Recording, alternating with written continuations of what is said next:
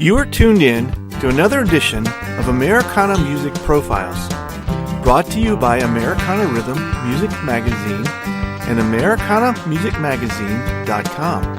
I'm your host, Greg Tutwiler. Let's jump right in to the next exciting interview. For this edition of Americana Music Profiles, we're going to do something a little different. My guest is Ted Swartzbaugh, who, along with his wife, Carrie, owns the company Tarpestry. The short of it is, Tarpestry is a waterproof ground covering that's perfect for festivals and other outdoor events. Join me now as Ted and I have a conversation about the history of Tarpestry and how you can get your own unique, personal, waterproof ground blanket. Hi, Ted. Welcome to the podcast.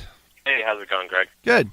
So we're going to do something a little different today. Normally we're more often than not talking to artists about their music, but Ted and I bumped into each other several years ago, and they've created a really unique product that goes hand in hand with festivals and music and the way you get to enjoy music. So it seemed like a really neat thing to sit down and talk to Ted about their product called Tarpestry, which, if you can't derive from the name, it's tarp combined with tapestry to create a really neat ground covering. So, Ted, if you can give me, obviously that's a very brief explanation of what you guys are up to, but tell me about the product, and then we're going to back up a little bit and kind of learn about the history. All right, cool. So basically you hit the head on the nail. It's basically a glorified outdoor blanket. We designed it with functionality and artistic virtue involved. So basically it's made out of a polyester backing that's water repellent, super durable. We did a bunch of tests to make sure that it was dance worthy, and then on top of that, cool. And then we've picked or meet different artists out on the road and stuff, and we'll collaborate with those different artists. Sometimes there is a collection of artwork that we also can just pick from as well for our different designs. So the top side is a aesthetic, patterned, piece of art where it can also be used in front of your campsite or, obviously to sit on at the concert. Yeah. Well, I remember the first time that I saw it. My wife and I were at Merlefest, and there was a couple in front of us that had this really. We had our flannel blanket laid out on the ground, and it had, I believe, it had rained, or it was looking like it was going to rain, and there was a couple in front of us that had this really cool tapestry-looking thing laid out on the ground in front of us, and my wife and I were kind of like, we need one of those, and so we struck up a conversation with them, and he went into this really cool pitch about the product, and it turns out, if I think I've got the connection correct, it was your dad, and because we asked him about the product, and he goes, "Well, I'm kind of biased." He said, "I actually didn't pay for it. My son owns the company." So, but it really it was very striking, and it was very and of course he shared with us, it rained earlier. We just picked it up off the ground and wrapped it around us, and so it serves all these kind of unique purposes. So, you go to these events, or you go to the beach, or you go to the mountains, and we all think about throwing a blanket or something out on the ground, but this is obviously, as you said, a whole lot more thought put into it than that. Give me the story, how this came to be in the first place. Yeah, well, it's a fun story. So Carrie and I, after college, my wife Carrie and I, we moved to Denver, Colorado, and just kind of had some service industry jobs. Both of us ended up working for a screen print company. The owner, printed T-shirts, but also like rock concert posters, and so we started doing festivals with the T-shirts. Okay. And so we're kind of on the circuit, and Carrie's stepdad actually was at one of the events, and it rained, of course, as it does at festivals, and then he came over to our booth just to get dry, and he had his soggy blanket and just kind of ran this. It was kind of rambling, but he just ran this pitch of, well, this would be a cool product that would be helpful at festivals of a water repellent blanket. And Yeah. so it's just kind of a passing thing where we're like, well, yeah, it would be. So then we were packing up that festival, and with the T-shirts, we had tapestries to make the booth look nice, and we used tarps for rain, obviously. So we had the stacks of tarps and then the stacks of tapestries sitting next to each other, and it was just one of those like light bulb moments. Yeah. Of like, yeah. I think these could actually there's something here.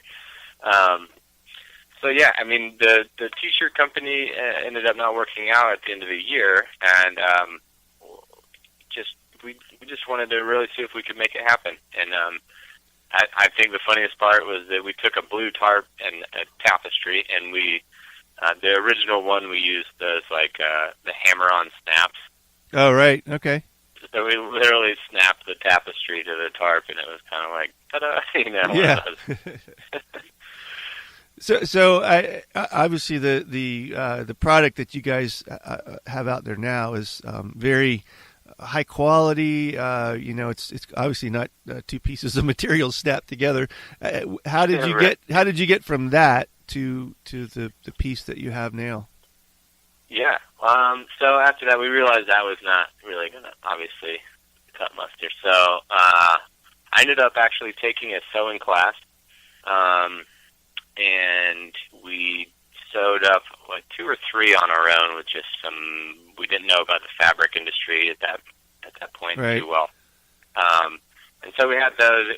I was a rookie sewer, so it came out all crooked, and the fabrics that we were using weren't really great. So we just kind of fished around and called a couple different manufacturers just to see if they'd be interested in making a prototype for us, and learned about the millions of different kinds of fabrics that are water repellent. We tested a bunch of them, and we found a sewer or manufacturer in Denver, Colorado that was willing to put a few together for us. And yeah, our goal was to really make it like a tarp, so you could use it like a tarp. So the grommet rings were essential right from the get-go. Okay. It has a pocket on it now, and I think that may have been added after the first batch. And so yeah, it was just kind of a very hands-on learning experience about fabrics, about interactions with the artists, and just kind of the whole nine. The manufacturing was all new to us too. So were you guys trying to hold down day jobs while you're building these prototypes and getting the company off the ground? Well, we basically at that point we kind of resorted to part-time jobs as opposed to full-time jobs. Okay. And yeah, so we went in full force with trying to focus our energy just on Tarpestry, but we had food industry experience, so we picked up a couple shifts there. There were some other things. I had the screen printing experience, so I was able to do a little bit there. I ended up actually even being a coach for gymnastics. Oh, cool. Okay. For about 6 to 8 months as well. So that was kind of interesting. But which is back to your roots. We were talking about that offline, and you actually went to school for gymnastics, right? Right. That's right. Yeah. Yeah, that's cool. So interesting. Yeah. So it wasn't. We definitely had to work our way to where we are, and that included doing part-time stuff, primarily in the off season. In the winter, fall, winter months, just to kind of keep things going, keep things floating. So, yeah. At some point here, not too long ago, you guys decided to make the move and come back closer to your roots in North Carolina and leave the Colorado scene behind. That's right. Yeah, it was definitely a tough move. We didn't know, if it was the right thing to do or not. But being closer to family and just the East Coast, has a nice culture and everything else, and we just decided it was the right thing to do. You mentioned a couple minutes ago collaborating with artists. You've got some really cool designs, and so I'm presuming that most of your most of the product is paired with an artist's design of some sort. What is the process? How long does it take from, hey, we like that design, can we get that onto a Tarpestry for you? How long does that take? What from conception to product? That one's interesting because a lot of times it depends on the artist. Some artists, a lot of artists, I guess, will work directly with us and are, it's a pretty easy approach. A couple I've just honestly contacted through Facebook, like, hey, General, hey, saw you at this event, really like your art, wondering if you'd be interested in a collaboration. And, artists, they've been pretty receptive. There have been a couple artists that, they have more of a team or a management kind of staff.